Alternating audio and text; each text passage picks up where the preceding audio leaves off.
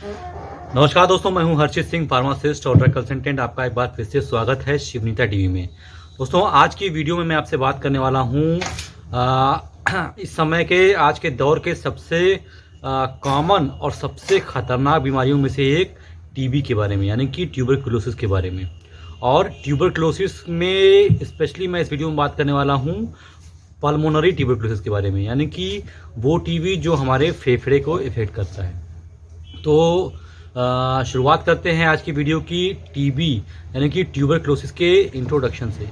दोस्तों, ट्यूबरकुलोसिस एक प्रकार का कम्युनिकेबल डिजीज़ है, यानी कि ये एक व्यक्ति से दूसरे व्यक्ति तक बहुत ही आसानी से फैल सकता है। दूसरी भाषा में अगर बात की जाए तो ट्यूबरकुलोसिस यानी कि टीबी एक छुआछूत की बीमारी भी कही जा सकती है।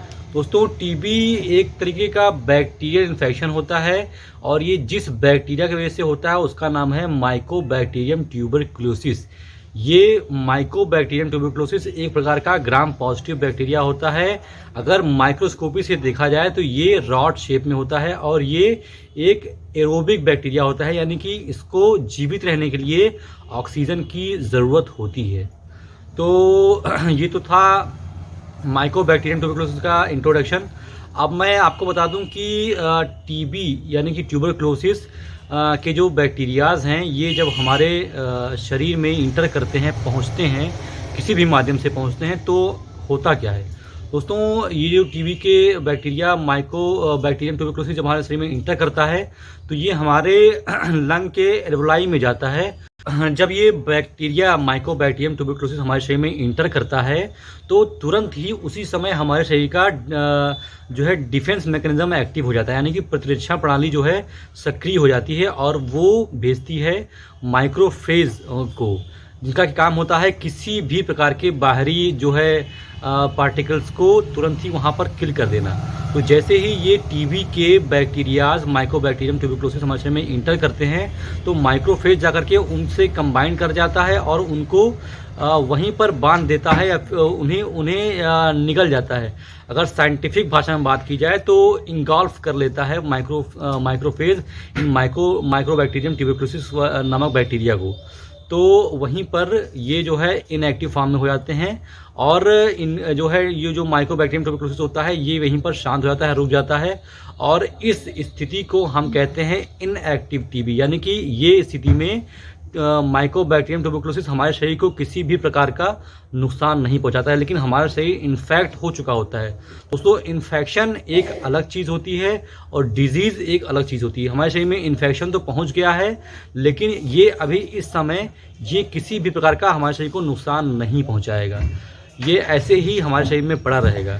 लेकिन किसी भी कारणवश अगर हमारा इम्यून सिस्टम सप्रेस हो जाता है, यानी कि कम हो जाता है, तो ये जो बैक्टीरिया हमारे शरीर में पड़े होते हैं माइकोबैक्टीरियम ट्यूबरकुलोसिस, ये रेप्लिकेट करना शुरू करते हैं, यानी कि ग्रोथ करना स्टार्ट कर देते हैं और एक बार फिर से एक्टिव फॉर्म में आ जाते हैं।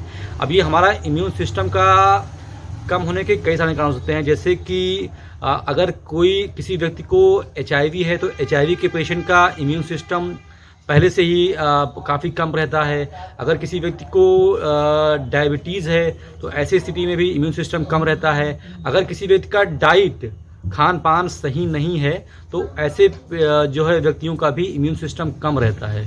तो किसी भी कारणवश अगर आपके शरीर में इम्यून सिस्टम जो है कमज़ोर पड़ रहा है तो ऐसी स्थिति में ये बैक्टीरिया फिर से हावी होना शुरू कर देंगे और धीरे धीरे करके ये एक गंभीर रूप ले लेंगे और हमें बहुत ही ज़्यादा बीमार कर देंगे। दोस्तों, बात कर लेते हैं ट्यूबरकुलोसिस के लक्षण के बारे में। दोस्तों, सबसे पहला लक्षण होता है टीबी के पेशेंट को कि टीबी के मरीजों को खांसी लगातार आती रहेगी और खांसी के साथ बहुत हद तक संभावना होती है कि खून भी आ जाए। तो सबसे पहला लक्षण होता है खांसी आना, खांसी के साथ साथ खून भी आ सकता है। दूसरा बहुत ही कॉमन लक्षण होता है टीबी के पेशेंट को लगातार हल्का हल्का बुखार रहेगा, बहुत तेज़ बुखार नहीं होगा, हल्का हल्का बुखार रहेगा और ये बुखार ज़्यादातर शाम को होता है। इससे पेशेंट कभी कभी पेशेंट को लगता है कि ये दिन भर की थकान है, दिन भर की थकावट है, हरारत है। इससे पेशेंट काफ़ी लंबे समय तक जान नहीं पाता है कि उसे किसी भी प्रकार का इन्फेक्शन हो रहा है। तो दूसरा सिम्टम होता है पेशेंट को हल्का बुखार रहेगा। बुखार ज़्यादातर देखा गया कि रात में रहता है, पेशेंट को रात में पसीना आएगा। ये भी एक टीबी का बहुत ही कॉमन लक्षण है कि पेशेंट को रात में पसीना आता है। और टीबी के पेशेंट का अगला लक्षण होता है चेस्ट में हल्का हल्का पेन होगा। जब पेशेंट चल रहा होता है, मूवमेंट कर रहा होता है, उस समय पेशेंट के चेस्ट में पेन होगा, या फिर खांसते समय पेशेंट के चेस्ट में पेन भी देखी गई। और पेशेंट को काफ़ी ज़्यादा थकान महसूस होता है, नॉर्मल थकान से ज़्यादा थकान लगता है पेशेंट को। और अगला लक्षण होता है कि टीबी के पेशेंट को भूख ना लगने की शिकायत होती है। भूख ना लगने की शिकायत बहुत ही ज़्यादा कॉमन है, और भूख ना लगने की वजह से पेशेंट जो है ठीक से खाना नहीं खा पाता है, ठीक से उसकी डाइट नहीं मेंटेन हो पाती है, जिसकी वजह से पेशेंट का वेट काफ़ी तेज़ी से गिरता है। टीबी के पेशेंट का अगला लक्षण है बहुत ही तेज़ी से वज़न में गिरावट होना। कभी कभी तो देखा गया है कि एक महीने में 4 से 5 किलो तक का वज़न पेशेंट का घट जाता है। तो ये काफ़ी तेज़ी से वज़न घटता है। तो ये कुछ लक्षण थे जो कि एक टीबी के पेशेंट में देखे जाते हैं।